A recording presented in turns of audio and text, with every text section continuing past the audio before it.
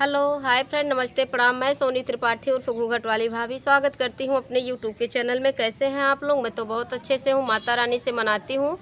आप लोग भी जैसे रहिए, जहां भी रहिए, मस्त रहिए, अपने अपने काम में व्यस्त रहिए। थोड़ा सा टाइम निकाल के हमारा वीडियो देखा कीजिए। आज हम आप लोगों के लिए बहुत ही प्यारा सोहर का उठान गीत लेकर आई हूँ। आप लोग मेरे गीत को सुनिएगा और मेरा गीत थोड़ा सा आप लोगों को पसंद आए तो शेयर लाइक प्यारे से कमेंट में ज़रूर बताइएगा। मेरी मम्मी ने बताया है दोनों सोहर का उठान गीत, तो आप लोग सुनिएगा और ज़रूर बताइएगा कि कैसे लगा। मान लीजिए आप लोग जान रहे हैं तब भी मेरे द्वारा आप लोग गीत सुनिएगा और अपना प्यार और आशीर्वाद भर भर के दीजिएगा हमारे इस गाने पे। चलिए मैं आप लोगों को गीत सुना रही हूँ। तू काबिल नन्हे दोइया की रानी, तू काबिल नन्हे दोइया की रानी, तू काबिल नन्हे दोइया की रानी। टिकवा जुली ब्यूते मांग सुने हुई है, टिकवा जुली बूते मांग सुने हुई है। उघार हुई है ओ तुअर भैया की रानी, उघार हुई है ओ तुअर भैया की रानी। तू काबिल नन्हे दोइया की रानी, तू काबिल नन्हे दोइया की रानी।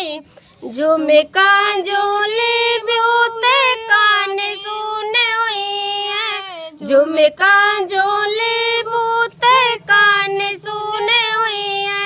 उघार हुई है ओ तुअर भैया की रानी, उघार हुई है ओ तुअर भैया की रानी।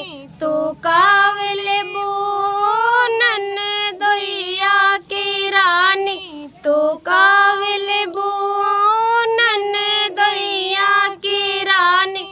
हरवा झूले ब्यूते गला सुने हुई है, हरवा झूले ब्यूते गला सुने हुई है। उघार हुई है ओ तुअर भैया की रानी, उघार हुई है ओ तुअर भैया की रानी। तू काबिल नन्हे दोइया की रानी, तू काबिल नन्हे दोइया की रानी। अंगूठी झूले बूते हाथ सुने हुई है, कंगना झूले बूते हाथ सुने हुई है।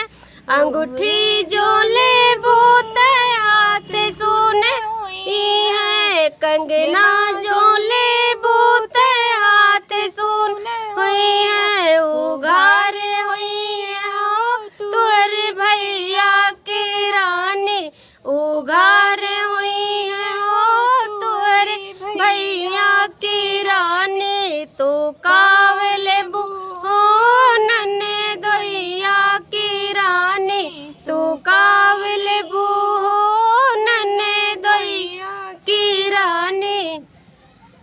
आइए इसी पर आप लोगों को एक और सोहर का उठान गीत सुना रही हूँ। आप लोग इसको भी सुन लीजिएगा और ज़रूर बताइएगा कि हमारे दोनों उठान गीत आप लोगों को कैसे लगे।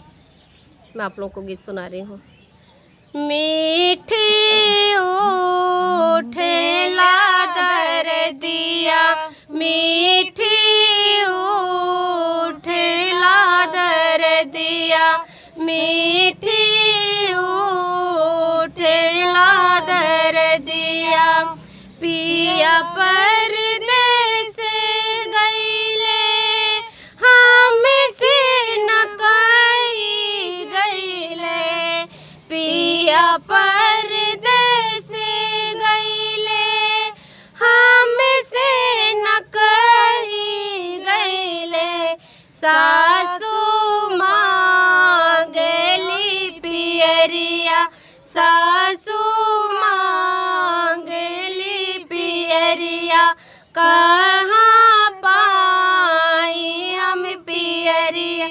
कहाँ पाई हम पियरिया मीठी उठेला दर्दिया मीठी उठेला दर्दिया पिया परदेस गईले हमसे न कही गईले पिया परदेस गईले हमसे न कही गईले जेठनी मांगली चुनरिया जेठनी मांगली चुनरिया कहाँ पाई हम चुनरिया कहाँ पाई हम चुनरिया मीठी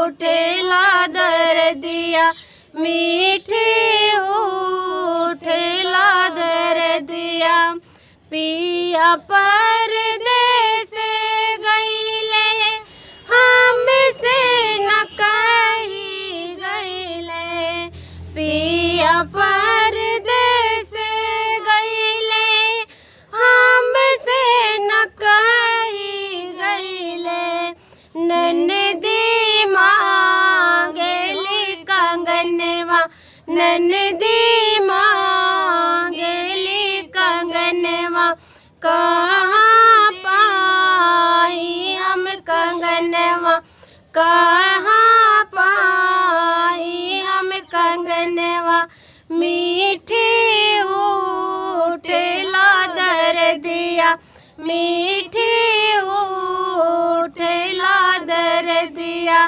कहाँ पाई हम पियरिया कहाँ पाई हम चुनरिया कहाँ पाई हम कंगनवा। आप लोग बताइएगा कि आप लोगों को हमारा ये दोनों स्वर का उठान गीत कैसे लगा। तो एक बार फिर मैं कह रही हूँ कि आप लोगों को अच्छा लगा होगा तो प्लीज़ प्यारे से कमेंट में ज़रूर लिखकर बताइएगा कि आप लोगों को हमारा ये दोनों स्वर का उठान गीत कैसे लगा। फिर मिलती हूँ नेक्स्ट वीडियो में आप लोगों के पसंद का गाना लेकर। तब तक के लिए जय माता दी, राधे राधे, जय श्री कृष्णा।